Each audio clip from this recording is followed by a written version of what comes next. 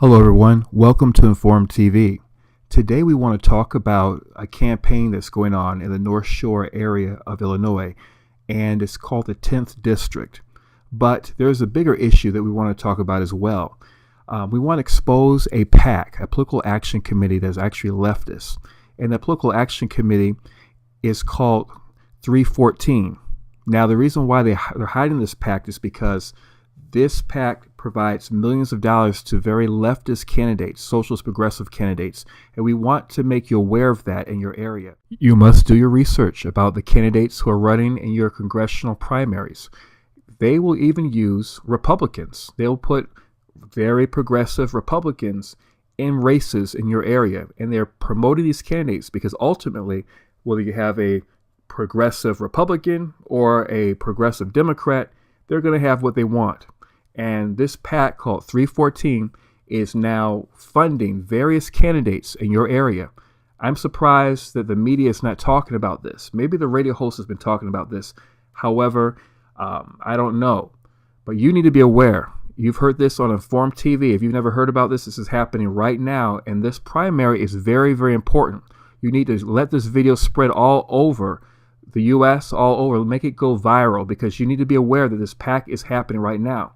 This guy Shaw is a political newcomer and a medical malpractice insurance broker who said that if elected, he'd serve no more than 6 years. He's got law and medical degrees, but has at least $200,000 of his own money into the contest. Now he's showcasing his medical background, though he said he never completed a residency and hasn't even been licensed to practice. Now that should give us pause and make us wonder if this guy Shaw, even though he's well-funded, you see his commercials everywhere, but just because you see a lot of commercials and well-funded commercials does not mean that he's the right candidate. If you look at his website, it has a whole lot of nothing and nothing about what he really supports. He could very well be one of those scientists and doctors. Now in our area, we've got a guy named Wines running, and he's very liberal in many of his ideas. Very extremely liberal. So he could be also a progressive, knowing that this, being that he's so liberal, it would depress the Republican vote if he is the nominee. And when all that's said and done, when he goes against a Democrat, there won't be enough Republicans voting for him because he's too liberal. So basically, the socialist progressives have found a way to get their leftists to run for offices in the Republican Party, and yet they know that they're not going to get the votes that's going to be able to compete against the Democrat, the socialist progressive. So this is their strategy. You all need to be aware of it. So that's why I'm endorsing Bennett. Everyone vote for Bennett for the 10th District. Now, if you're going to vote in this election, you must be aware, again, who your candidates are. You need to be aware how they vote and what they believe. Some of them will not associate themselves with Trump, the president. They don't like his ideas at all. Some of them will adopt some things that President Trump likes, but in reality, they're pretty much against him on many of the issues. That's why in this area, I would promote Bennett. I would suggest that we vote for Bennett in the 10th District. But you all need to do, again, your own research about your candidates and see what they really believe. And you may just find out that you have a socialist progressive running as a Republican in your district. Thank you. Spread this news. Hello, everybody. Welcome again to Informed TV. And we want to talk about on Informed TV of this story that just broke a few hours ago, probably about 8 hours ago or so. And right now it's like 5:15 Central Standard Time. So this story broke about, 8 hours and 19 minutes ago. And what it is comes from The Hill. And they said a record number of scientists are running for office in 2018. Now, obviously, what the Democrats are doing is they're trying to get quality candidates to have posts, people who support causes that Democrats support, obviously. And maybe some of these causes may be, let's say, climate change. And sure enough, as I read the article, a lot of the things that these scientists do support is climate change. They believe that man is responsible for the weather, that man controls the weather. And in a sense, they do believe that man controls the weather and that somehow our carbon emissions makes the earth hotter. Everything. So that's what they think. That's what they believe. And we see other testimonials to differ from that.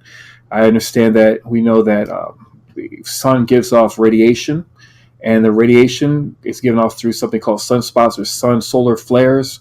And those solar flares are bursts of radiation that hits toward areas, and we notice them because they come toward the Earth. And I've noticed personally that when there's a solar flare that comes toward the Earth, it seems to get hotter for at least a few years. After the solar flare extinguishes, it gets a little colder, and that can be proven scientifically too. Never underestimate the power of the sun. Okay, but you have a minimum of 200 individuals with backgrounds in science, math, engineering, and technology have launched bids for state house seats across the country, according to the Huffington Nothington Post. This number marks the largest number of scientists to run for office in modern history. So you see what's happening.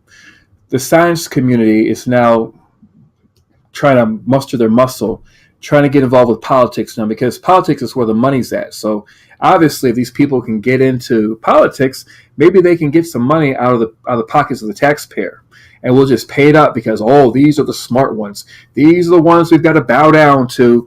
Our great leaders who are supposedly scientists who have led us astray in many cases.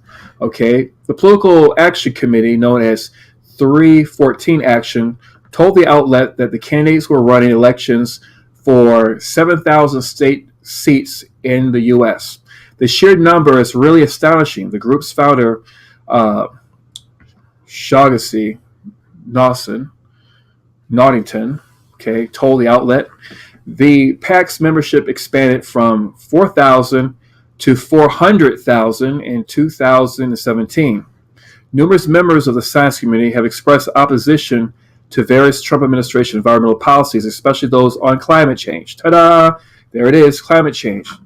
Why are they so much against climate change? Well, because it's basically a slush fund.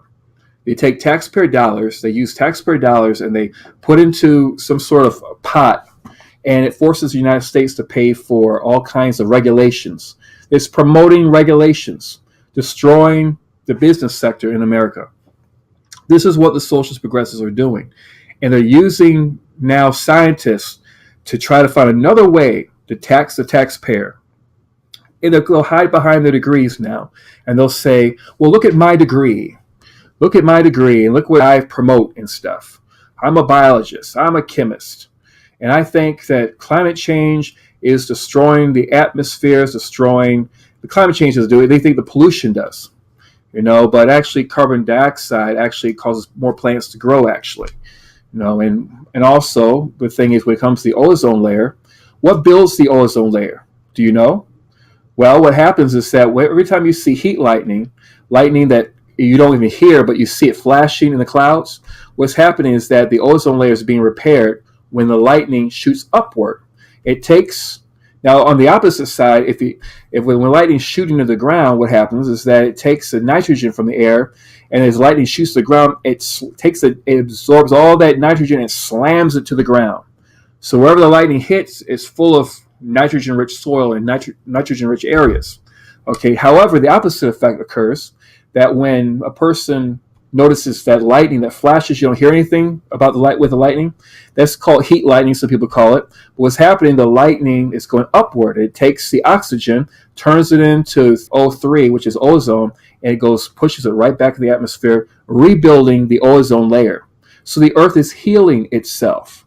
All right. So now take, for example, one volcano, Mount Pinatubo. I think it erupted in 1991. You can look it up yourself. And when that blew its top, it produced more hydrofluorocarbons than the history of the whole entire industrial age up to that point. One volcano did that, produced more hydrofluorocarbons than the history of the whole industrial age combined. All right, from beginning to end, up to 1991. It's probably even more up to today even. That means the cars, the pollution of the cars, everything. All right. And it produced more. One volcano did that. And yet, for so many years, the Earth has been able to heal itself from all these toxins. We live people just can't accept the fact that we have a fine-tuned universe in a fine-tuned Earth, and we can only do so much. And it can handle a whole lot. actually. It can handle quite a bit. And so our ozone is being rebuilt. But these scientists think they know better than what we already know. It reminds me of the time when you go to school sometime. Maybe you're a college student, perhaps you're watching this right now. And they said that, oh my goodness, the glaciers are melting in Antarctica. This is so horrible. It's horrible, horrible. They noticed on the western side of Antarctica, glaciers were melting rapidly. They're going to seas. All the poor polar bears, all the poor penguins, they're all going to die, be eaten by sharks and everything. Now, underneath Antarctica, there is land. So they've got land to go to. Okay, but anyways, and then I was watching the History Channel one time and even National Geographic, and I saw this story about the glaciers of Antarctica on the western side, and I noticed that the waters that were coming out from under the glaciers that were breaking apart is running red for some reason. The soil was like red or something. It was just like a red river that was going through. It looked like blood almost, But ancient times, Antarctica used to be a very tropical area, and soil samples going down the earth what would suggest it was very tropical. But what's going on in the western side of Antarctica? I did some research, and I discovered that Antarctica has 2 volcanoes on the western side. But on the eastern side, the glaciers were expanding and growing. Isn't that interesting? So all these college students, oh, the Earth, Captain Planet said the Earth is just being destroyed. Captain Planet told us it's up to you. The Earth is yours, and all that kind of stuff, and with the little power rings and stuff, brainwashing the young people, brainwashing halfway my generation of thinking the Earth was so fragile, can't handle anything. Not to mention basically those glaciers are the end result of an ice age that happened a little while ago. They call it mini ice age. Okay, some of those glaciers date back that long. It took that long to melt some of that ice. In those days, crops couldn't grow. People were dying and starving to death. And yet, what caused that to take place? What caused that mini ice age? It was hydrofluorocarbons from volcanic activity that shot up in the atmosphere. Let's say Krakatoa, for example, is one of those volcanoes, and it caused the whole entire Earth's temperature to drop about 5 degrees Celsius. Now, I believe Mount Pinatubo actually caused the Earth's temperature to drop 3 degrees Celsius. Don't you think that's going to affect some things, all right, for a little while? But that was just one volcano, of course. Now, the other volcanoes that lower the Earth's temperature, sometimes they were temporary, sometimes they were massive. Krakatoa was a massive volcano, so that did a lot of effects. But there are volcanic activity everywhere. Look at Easter Island, all the things that happened there. The people actually disappeared off of Easter Island due to what? What could have caused the people to disappear? Salt water rushing into an island, causing the inhabitants to have to go up to high levels and stuff. Of course, what happens is tsunamis, earthquakes.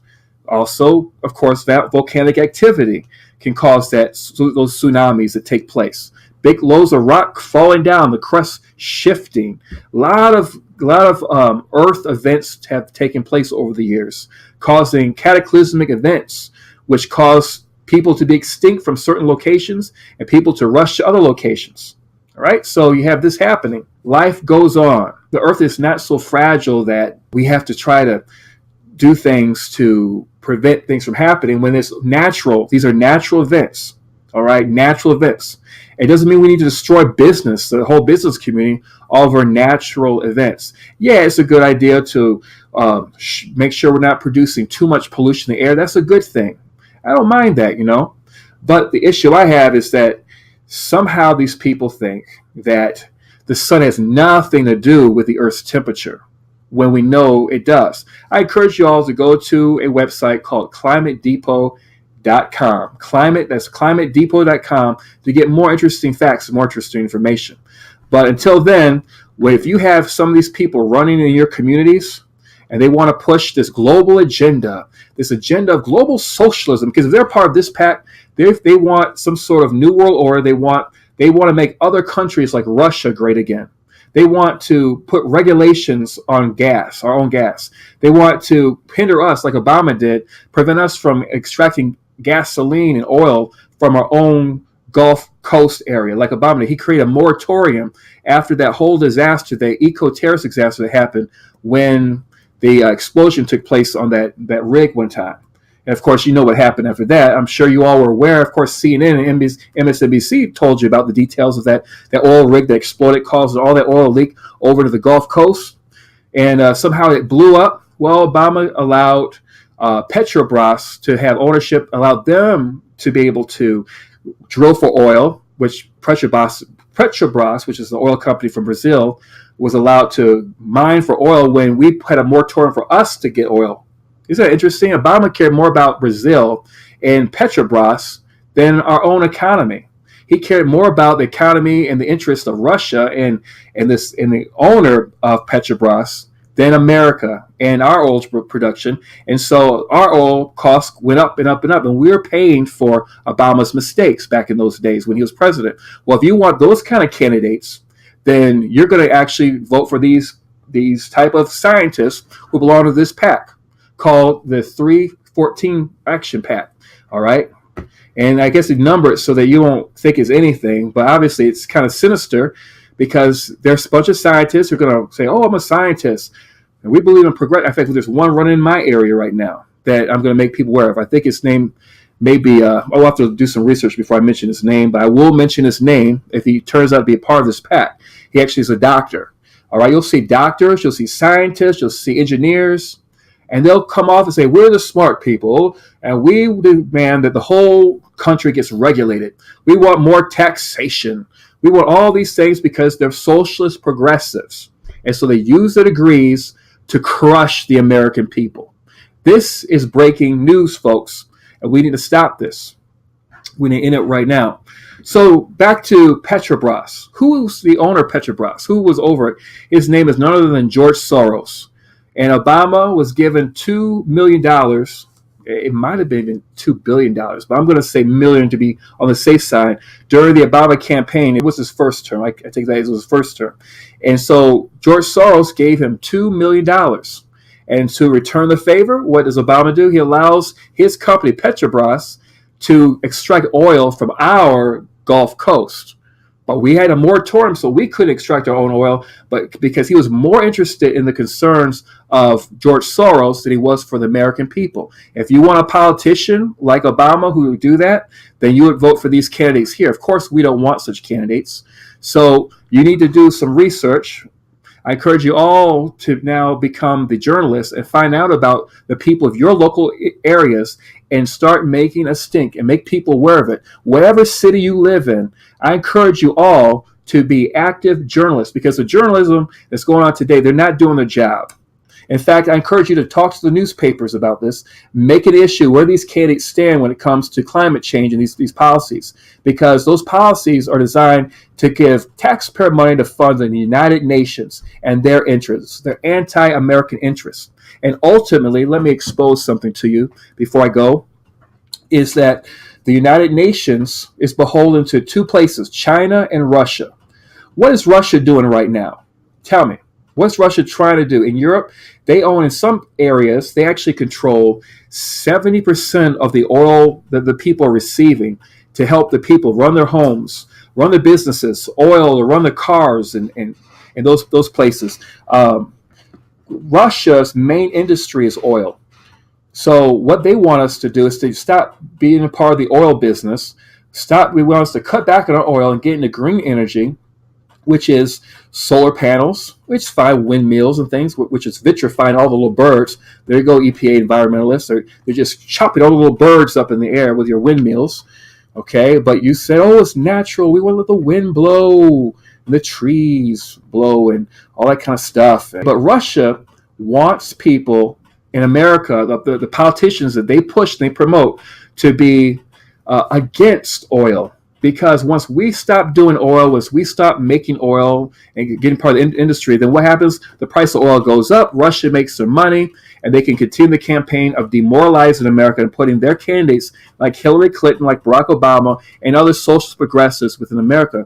As you found out about this memo, we discovered that the memo itself shows that Hillary Clinton and the DNC colluded with Russia. That's what happened. And the media, of course, MSNBC, CNN, ABC, NBC, CBS, Washington Post, New York Times, they're not talking about this at all. They're not talking about this issue. But they're talking about what? They're talking about climate change.